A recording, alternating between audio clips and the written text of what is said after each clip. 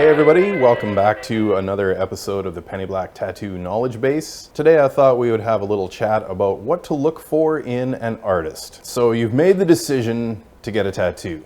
Great. Maybe you were surfing Instagram and you saw somebody's portfolio that likely was heavily photoshopped and you thought, oh yes, I want work from that person. Well, I'm here to tell you that there's a lot more to it than just seeing some awesome pictures on the internet and booking. There's also a lot more to it than just walking into a random place, pointing at some flash and saying, yeah, I want that one. Here are a few things you may want to consider when it comes time to choose a new artist. The very first thing you want to address when you're going to get a new tattoo is actually the studio itself. And I can't stress this enough. The atmosphere and ambience of a place you're going to get tattooed in is very, very important. If there's something about the studio that's setting you off that isn't quite making you feel right, say there's something humor-wise in there that doesn't click with your sense of humor and you find somewhat offensive, or it doesn't quite smell right, or it's the wrong temperature, or who knows what. If there's anything in the studio environment itself that doesn't make you feel quite at home, don't get tattooed there. You are living in a time where you are spoiled for choice. You don't have to put up with something even as incidental as a piece of artwork you don't like. If you're not happy with the studio environment itself, don't get tattooed there. That's number one. After that comes the artists themselves. When you come into a studio looking to get a new tattoo, maybe the overall studio is awesome. You think, yeah, this place is really cool. And then you meet the artist and there's something about that artist that sets you off. Maybe the artist isn't friendly enough. Maybe the artist is too friendly. Maybe the artist is a bit of a creeper.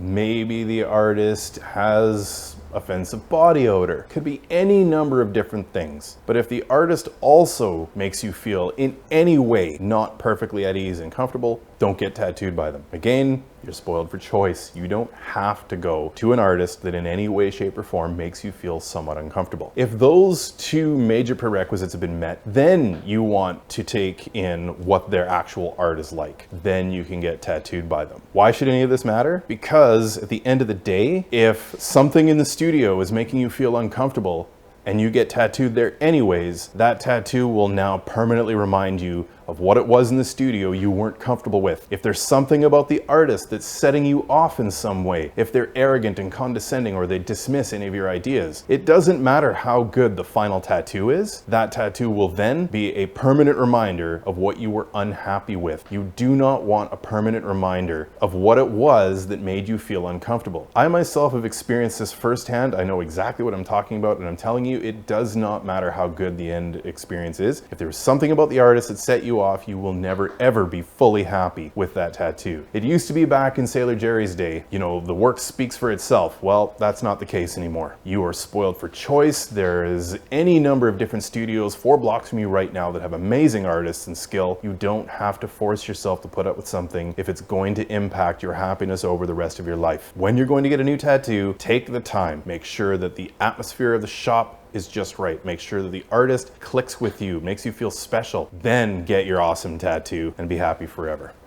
Thanks a lot. See you next time. Motherfucker is on his way.